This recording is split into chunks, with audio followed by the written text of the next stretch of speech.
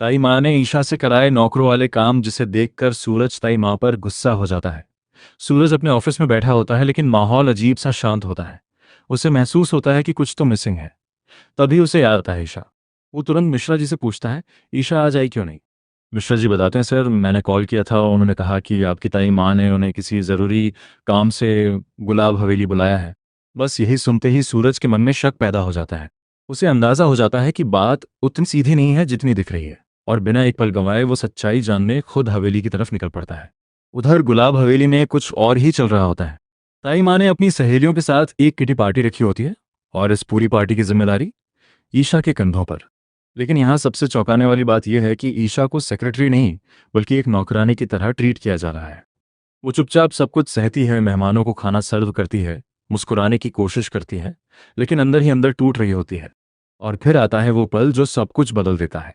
Isha tray में juice लेकर आती है, तभी ताई माँ जानबूझकर उस ट्रे को हल्का सा धक्का देती है। अगले ही पल सारा जूस फर्श पर फैल जाता है। ताई माँ सबके सामने चिल्लाती हैं, अंधी हो क्या? दिखता नहीं? चल इसे साफ कर। ईशा बिना कुछ कहे, बिना किसी बहस के घुटनों के बल बैठ जाती है और फर्श साफ करने लगती है। वो अपनी इज्जत को दबा देती है, सिर्फ इसलिए ताकि किसी का मान बना रहे। लेकिन किस्मत को कुछ और ही मंजूर था। ठीक उसी वक्त हवेली का दरवाजा खुलता है। सूरज अंदर आता है, और जो वो देखता है उससे उसके होश उड़ जाते हैं। ईशा जमीन पर नौकरों की तरह फर्श साफ कर रही होती है। एक सेकंड के लिए वो सन्न रह जाता है, फिर अचानक उसका गुस्सा फूट पड़ता है। वो तेजी से आगे बढ़ता है, ईशा के हाथ से गंदा कपड़ा छीनकर फेंक देता है और उसका हाथ पकड़कर उसे खड़ा कर देता है। दोनों की आंखें मिलती हैं और उस एक पल में बहुत कुछ कह दिया जाता है। फिर सूरज ताई माँ की तरफ मुड़ता है और सख्त आवाज में पूछता है, ये सब क्या हो रहा है? ताई माँ घमंड में जवाब देती हैं, मैंने ही बुलाया है, इसे पैसे लेते हो ना तो काम भी करेगी।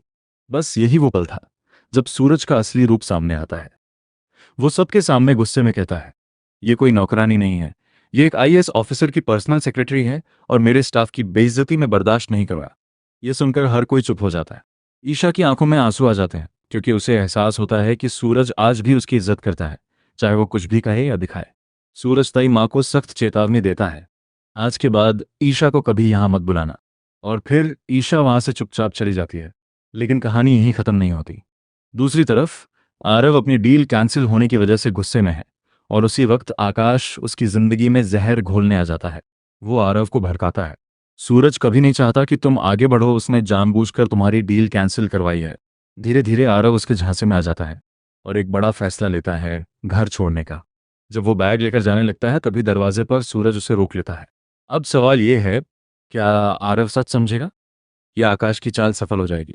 और क्या ये परिवार हमेशा के लिए टूट जाएगा? अपनी राय कमेंट में ज़रूर बताना। और अगर आपको सूरज का ईशा के लिए स्टैंड लेना सही लगा, तो गुड जॉब सूरज ज़रूर लिखना।